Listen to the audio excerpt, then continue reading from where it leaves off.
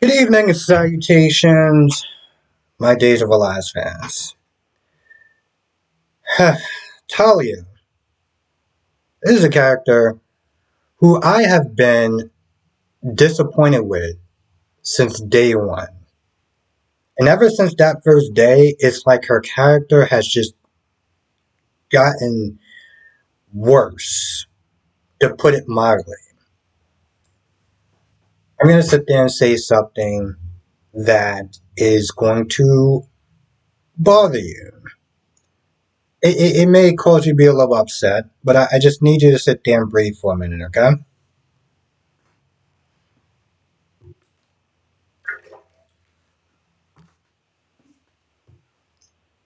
Talia is a very beautiful, smart,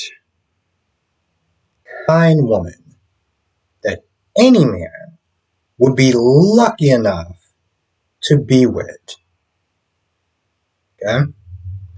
But right now, she is coming across as so goddamn pathetic. It is painful to watch. Okay? This puppy eyed girl that is so infatuated with this guy who is clearly using her like there's no tomorrow. I'm like, this girl cannot be this stupid. You can't be this dumb. And he even says, "Oh, so you can commit a crime for me, but you can't kiss a girl." Like, what? And you just straight up allowed that BS to just even like to not slap the teeth out of his mouth is blasphemy at that point. Okay, so she kisses Chanel, and Chanel's like, "What are you doing?" And she was like, "Oh, well, I just want to make you feel better, this, that, and the third." And then they start talking about alleys. Man, you know, I actually feel like maybe one day I want to do a video about Allie and just how they made her started off strong in some ways with the controversial story, but just completely and utterly wanted to destroy that character at the same time, you know. Um, but talks about how she moves on, and she's like, "Well, I think I'm ready to move on." And then she starts kissing Talia. And all right, so just to put it mildly, watching two women kiss is the bee's knees. It's the cat's pajamas that they sit there and say. Okay? This got to be the most uncomfortable scene I've ever watched because she looked like she is so uncomfortable kissing Chanel. And her eyes are open and she's sitting there thinking about, the talk with Colin. And I'm just like, I. It, it just made me feel so uncomfortable watching that scene. Then she's all like, "Oh," because she's like, "Why'd you stop?" She's like, "Well, it's a bad look, you being the boss and I being the subordinate." I'm like,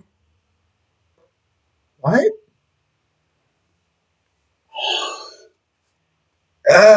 Days of Our Lives, I love you, but my God, you are trying my patience with this story. Anyway, she agrees to go on a date with her because, well, she's an idiot and she's pathetic, and there's really no other way to sit there and describe this actually making any sense. So whatever. Alex wants to be in charge because Maggie found out that Bo's alive. Victor needs her. He's going through a trying time, and he's like, you know, um, Alex was like, you should go. Now in the beginning, she was upset with Alex for showing up late again, and Alex explained to her that he dumped Gwen, and he has a real problem with just trying to hook up with people to avoid commitment and stuff like that, and he's working on himself with Marlena and everything because they're trying to get that whole Marlena and Robert Scott relationship going, because people like their their relationship, and Ben is gone because well, Victoria didn't want to, she didn't want to commit there full time. So this is Alex's way. This is Robert's way. This is the show's way of putting those two back together. Um, and talking about a subject that, to be honest, most people don't really tend to talk about, being addicted to blank, because YouTube's policies doesn't permit me to say that, but you know what I'm talking about. So she agrees to go. She's like, "Don't screw up while I'm going. This is your one and only chance. Until the next time I give you another one and only chance." So she leaves, and Alex is in charge. Um, Chloe, I haven't liked Chloe for a while, and it's amazing that I actually did like her in the first place. But she did hit some hard facts on Brady. Yo, listen, your daughter don't like me. I'm a parent. I don't want to sit there and see a child get hurt, and I'm doing that every time I'm with you. So we need to be done, and it needs to be a wrap, and that needs to just happen, and you need to accept it. And they have one last kiss goodbye because for some odd reason, kissing somebody as far as breaking up is a thing for some odd reason.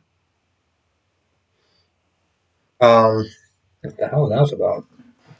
But yeah, so they break up, and Xander, when he gets back to the place, he sees them breaking up. He thinks that they're getting together. They have some pizza and toast to their new place being together and their first meal together. And the romance is going to be there as well, because Chloe did sit there and say that she was feeling lonely and she can't be with Brady. And, Xander, once she got past, what Xander did, he's not a terrible guy. He has his charms and everything like that. He could be funny and charming and stuff like that. And to a lot of women and some men, he's easy on the eyes. So we all know that that's going to wind up happening. It's just a matter of time. Um, Jada is more convinced that it's his sister. And Rafe is like, well, "What are you talking about? I mean, Sloan has been doing this and Sloan has been doing that." And she's like, "Well, in the academy, it taught me." I'm just not there looking at this whole thing. I was like, "Rafe, right now, you're not exactly showing your best cop skills." Because I feel like he's just, everything is so obvious that it's pointing to Sloan that he's not sitting there looking at everything. And he talks about that whole time with Paulina and the key and Sean being there. So, it doesn't exactly like it puts a hole in Jada's case as far as her thinking that it was her sister. So through their talk, they wound up talking about a hardware store. And like, you know what? We need to go to a hardware store. We need to sit there and ask them some questions as far as who could have broken, who could have used the key that fast, and all this other stuff. Um, so at the end, they go to, at first I thought it was the guy that played Mike on General Hospital, but they talk to the shop owner, and they show the shop owner two pictures, one of Sloan and one of Talia. He didn't recognize Sloan, but he damn sure recognized Talia. And right then and there, Jada just had that look of, oh, beep. Um, Gwen was upset. Leo tried to make her feel better. Eventually, he did make her feel better about the whole Alex breaking up with her and, getting over Xander and everything like that. And, they have this nice little heart to heart talk and everything. Leo's just spending money like there was no tomorrow. And I'm like, bro, y'all can't afford what y'all doing. Like, you need to sit there and just kind of chill out a little bit. But yeah, they have a nice little heart to heart. Here's the thing: Leo can be so many different things, and I think that's why I kind of do love the character in a lot of ways, even though he can come across as a scumbag at times. Again, he can come across as a scumbag, but he also does have a heart. He can be very compassionate. He can be very sincere, and you see all those different sides. And of course, he can be kind of stupid and everything and funny, and you see that in that scene. So, it's a good scene, but Gwen, she needs some air. By air, she needs a drink. So she runs into Brady. They get to talking, and they talk about their exes, and they both also get defensive. And long story short, I think they're going to wind up hooking up. That's the bottom line of that. They're going to wind up hooking up. That's just going to wind up happening. Because why not?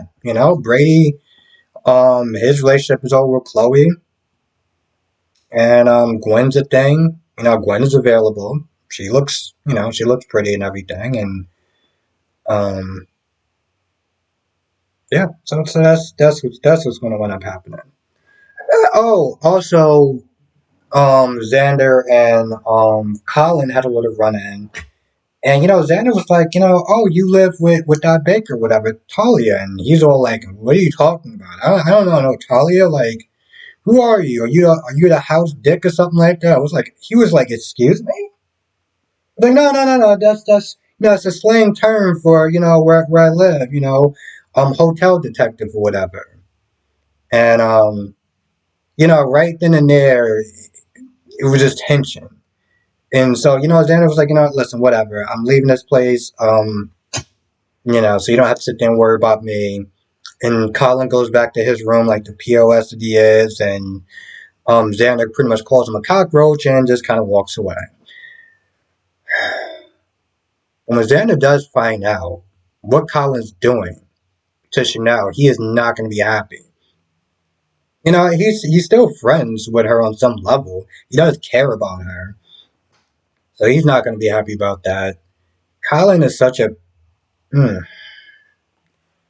here's the thing. I know people used to sit there and say the term, "Oh, characters that you love to hate," but I don't love to hate him. I just generally want to, for YouTube's sakes, I can't sit there and say what I want to do.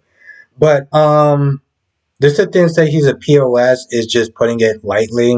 Every time he talks about Chanel, as much as I don't like Chanel, when he starts calling her a slut or the B word, there's a part of me that just like gets pretty irked up, you know. And I don't know what it is about that just bothers me so much, but it's like every time he starts talking about her like that, I'm just like, hmm. Anyway, with that being said, I'm going to go. I want to thank you for watching. Stay safe, and I will see you in the next video.